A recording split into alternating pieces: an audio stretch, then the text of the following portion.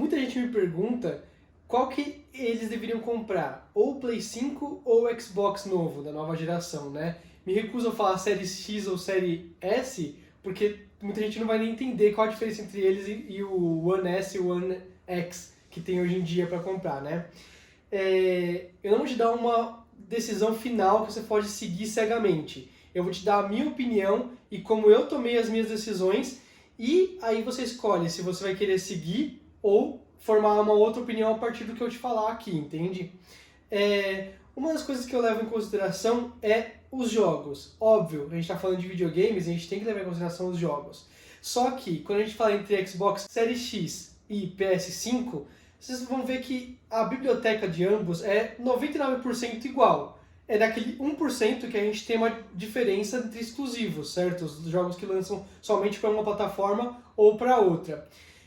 Esses jogos exclusivos não são porque eles são 1% da biblioteca, porque eles são uma minoria, que eles são irrelevantes. Muito pelo contrário, tem muita gente que decide o console que eles vão querer justamente por causa desse 1% diferente. Porém, o que eu posso dizer é o seguinte, para começar, os 99% que são multiplataforma e que você vai ter acesso, a gente está falando de Brasil, a gente não está falando aqui de mundo, a gente não está falando aqui de Estados Unidos. Você pega muita gente que só traduz um site americano e fala essas são as vantagens do PS5 e essas são as vantagens do Xbox Series X. E aí você tem que seguir baseado nisso. Nada a ver com a realidade que a gente enfrenta aqui, certo? A gente está em vários jogos sendo lançados aqui no Brasil por R$350. Essa já é a promessa para a próxima geração, R$350. R$350 é mais do que 1/3 do salário mínimo, sabe? Não é brincadeira isso. É claro que tem gente que vai conseguir pagar, é claro que tem gente que já conseguia pagar nas gerações passadas e vai continuar conseguindo pagar nas próximas gerações, mas está cada vez ficando mais caro, está cada vez ficando mais pesado. Eu mesmo, eu lembro de quando eu era no meu primeiro emprego, o meu salário era R$700 e eu era vendedor de uma loja de games, certo? E eu achava baratíssimos os jogos de R$200. Eu falava assim, ó, eu posso comprar 2, 3 jogos naquela época. Mas é claro que eu achava isso, eu não tinha conta nenhuma para pagar, eu não ajudava em nada os meus pais com contas ou com financeiramente a sustentar a casa. Era um emprego numa lojinha de games que não era nem CLT, não era nem carteira assinada. Eu era só um ajudante ali que o cara me contratou por contrato verbal e eu comecei a trabalhar e ele me pagava todo mês, certo? E ele me dava alguns jogos com preço de custo, até mesmo os originais. E aí ao invés de pagar R$200, eu pagava 150. Porém, é uma realidade muito diferente de lá pra cá. Hoje em dia, que eu já montei uma carreira pra mim, já quase 10 anos de diferença entre o meu primeiro emprego e hoje em dia, e eu ganho muito mais do que naquela época, e os jogos parecem ficar cada vez mais pesados na carteira. Eu hoje em dia, antes de escolher um jogo para comprar, eu penso muito bem quanto tempo de diversão eu vou tirar dele. É claro que se a gente for pensar, a maioria dos jogos você tira mais diversão do que um filme, por quê? Falando estritamente de horas jogadas, de horas em que você se diverte, um filme vai ter 2 horas e se você for comprar pipoca, pagar 2 ingressos para uma pessoa e um acompanhante, né? Vai ser uns R$100 pelo menos. Aí você vai comprar um jogo de R$200, você vai se divertir, sei lá, umas 6 horas, 10 horas. O custo-benefício nesse tipo de cálculo faz sentido. Porém, às vezes você está com R$100 e você quer se divertir um final de semana, você vai lá no cinema e aí depois disso você conversa com seus amigos sobre aquele assunto que o filme gerou.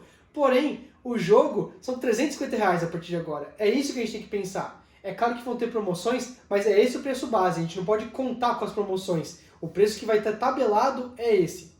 Então, por que eu estou falando de preço tabelado? Porque a gente tem um diferencial entre as duas plataformas.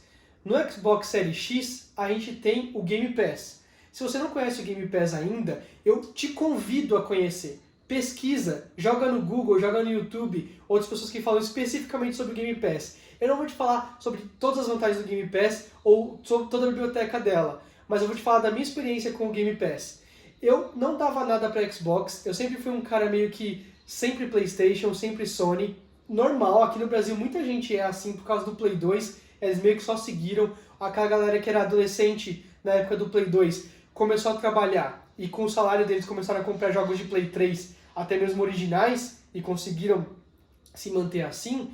Porém, se está falando de jogos, a grande maioria dos jogos que você vai jogar durante uma geração inteira, você pode ter certeza que muitos deles talvez estejam no Game Pass. Já hoje em dia mesmo. A gente estava falando esses dias com meus amigos sobre os jogos que estavam no Game Pass e eu consegui aproveitar. Eu vou dar um exemplo aqui. Eu nunca tinha zerado GTA V. GTA V eu comprei no lançamento do Play 3, joguei um pouco, me diverti pra caramba e nunca fui até o final. Aí, quando que eu fui voltar a ter uma ideia de jogar ele novamente? No Game Pass, no Xbox. Eu vendi o meu Play 3 na época com o GTA, porque eu faço isso, muita gente não recomenda vender os consoles antigos, mas eu não tenho um apego por eles, por uma caixa ali. Principalmente se a gente tem retrocompatibilidade. Outra coisa importante para você ter em conta quando você está escolhendo o seu videogame. O Xbox, hoje em dia, né, vai ter uma série de retrocompatibilidades. 4 gerações. Desde o Xbox original, o Xbox 360, o Xbox One e os jogos de série X. Todos num só aparelho. Claro que muita gente vai pensar assim, mas pra quê? Quantas vezes você joga algum jogo antigo? E essa é uma pergunta que você se faz até você ter acesso. Se você tem acesso e alguém comenta, é como se fosse um jogo na Netflix, um filme na Netflix. Alguém fala de um filme, se você tem um acesso a um botão do seu controle remoto da Netflix e começar a assistir esse filme, é diferente de você ter que procurar comprar ou baixar pirata, como muita gente faz.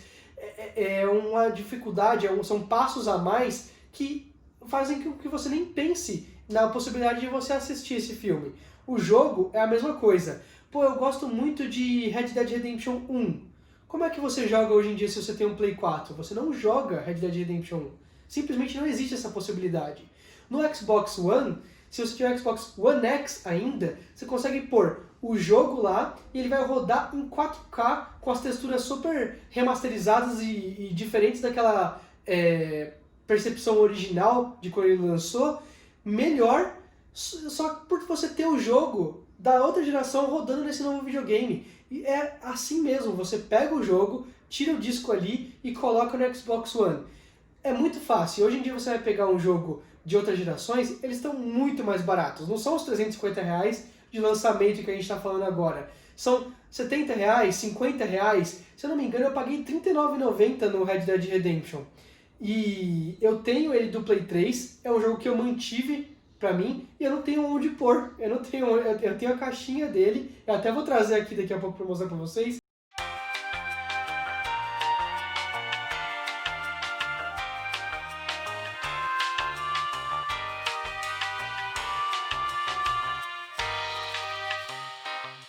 Pronto.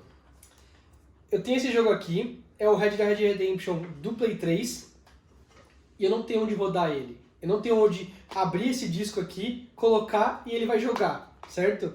E eu tenho aqui o do Xbox 360 também, porque eu comprei depois, porque ele rodava no Xbox One. Então eu falei, vou correr atrás e eu vou jogar ele do começo ao fim agora. Ele não tá na caixa, mas ele tá em algum lugar aqui em casa. E se eu comprar agora o Xbox Series X, ele vai rodar também. Eu vou simplesmente pegar esse mesmo jogo e eu vou colocar ali. Então eu vou poder jogar numa mesma plataforma o Red Dead Redemption 1 e o Red Dead Redemption 2. Aí esse é outro ponto.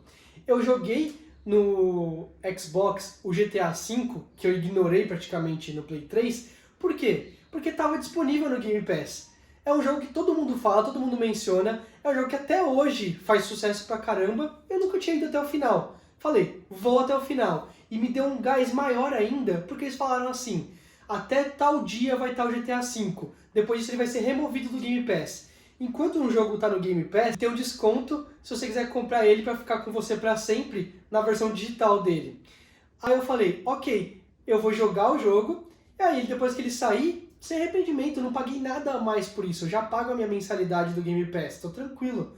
Quando saiu o GTA V, o jogo que substituiu ele da Rockstar foi Red Dead Redemption 2, um jogo que eu nem tinha comprado ainda, era um jogo muito perto do lançamento, ainda é um blockbuster, chamou muita atenção e se você for comprar ele até hoje no PC, é muito caro, é mais de R$100. R$100 você paga alguns meses de Game Pass. É um tipo de pensamento, é uma linha de pensamento que você não tem se você só tem um Play 5 ou Play 4 atualmente, entende? Porém, eu vou dar um exemplo de jogos que eu joguei no Play 4 e que eu gostaria de jogar no Play 5. O meu Play 4 foi o primeiro videogame que eu vendi nessa geração. Eu tava com o Play 4, o Xbox One e o Switch. Aí eu vendi o Play 4, já em preparação para o Play 5, certo? Eu vendi ele e falei assim, não me arrependo, vendi por um bom preço, mais ou menos o que eu paguei mesmo, só que eu coloquei alguns jogos a mais, né, para melhorar o pacote que eu tava vendendo. E aí que tá, fiquei sem alguns dos últimos lançamentos, tipo The Last of Us 2, ou Persona 5 Royal, ou Final Fantasy VII Remake. Fiquei sem esses jogos, não joguei eles e não joguei até o momento. E eu falei, eu estou tranquilo com isso, quando eu tiver o Play 5, eu vou aproveitar que supostamente ele teria retrocompatibilidade, e assim que eu tiver o Play 5, eu vou jogar esses jogos que eles lançaram nesse período que eu fiquei sem um console, certo? Quando a gente compra um novo console de uma nova geração que acabou de sair, demora até ele ter lançamentos que façam valer a pena. É muito difícil você ter um blockbuster logo de cara, até porque as empresas gostam de fazer o blockbuster ou saindo nas duas gerações ao mesmo tempo, ou só na geração antiga, porque é que tem a maior base instalada e mais chances de eles venderem para mais gente. Ou a estratégia pode ser o contrário, eles vendem só para a nova geração, para forçar as vendas dessa nova geração. E eu dei exemplo de 3 jogos. Vamos ser realistas. A gente está falando de Brasil. Um jogo desses no lançamento é, no mínimo, R$150. Se você conseguir uma promoção, às vezes a gente tem um cupom, sempre consegue um pouquinho abaixo dos 200. Nos 350 da próxima geração, não sei como é que vai ser. Mas, digamos, R$150. Então eu estou falando de 3 jogos. No mínimo, a gente está falando de R$450. Quase R$500 em jogos, metade de um salário mínimo. É factível falar que a gente vai jogar muito mais do que 3 jogos em um ano? Eu não acho que seja. Eu não acho que seja factível, eu não acho que seja mesmo possível para uma pessoa que é um trabalhador comum, certo? Já no Game Pass, com esses mesmos R$500, você paga 2 a 3 anos de Game Pass. É uma comparação muito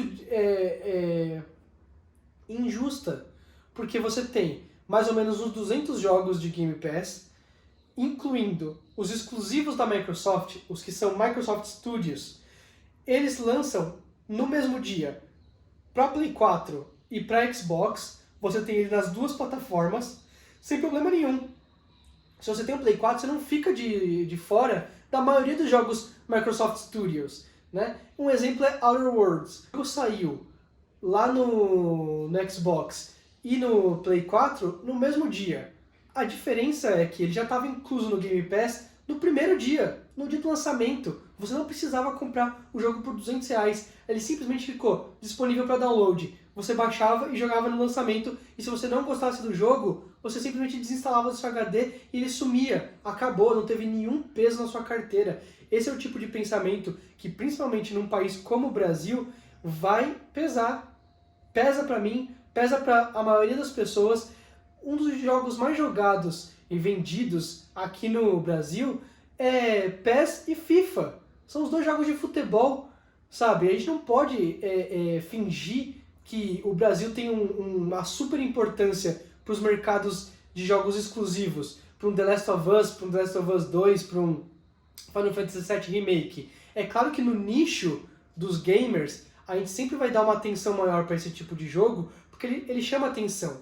Final Fantasy VII é um clássico, todo mundo pedia para um remake dele. Quando finalmente sai um remake dele e ele é só pro Play 4, é óbvio que chama atenção. É óbvio que eu queria esse jogo, é óbvio que muita gente comprou. Mas se você for ver os números, pro mundo, são números inexpressivos aqui no Brasil.